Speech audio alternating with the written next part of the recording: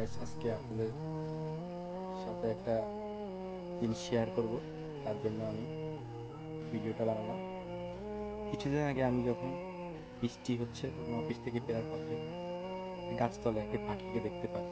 তো পাখিকে দেখে দেখে আমার খুবই খারাপ লাগলো। আশেপাশে দেখলাম কোনো পাখি আর দেখা যাচ্ছে না। তখন আমি পাখিটাকে কুড়িয়ে বাসায় নিয়ে আসলাম। তারপরে তাকে একটু যত্ন করলাম, খাওয়া দাওয়া দিলাম।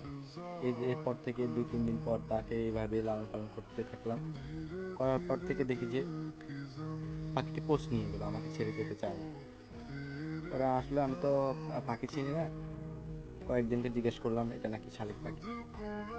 তারপরে বুঝতে পারলাম যে হ্যাঁ, পাখি খুব দ্রুত সময়ের ভিতরে, শালিক পাখি নাকি খুব দ্রুত সময়ের ভিতরে পোষ নিয়ে যায়। তো এ থেকে বোঝা যায় যে পশু পাখিকে যত্ন করলে পশু পাখি কখনো মানুষকে ছেড়ে যায় না। কিন্তু মানুষ হচ্ছে বেমান।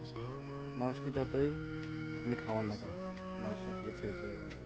এই থেকে বোঝা যায় মানুষকে না ভালোবেসে পশু পাখি ভালোবাসে।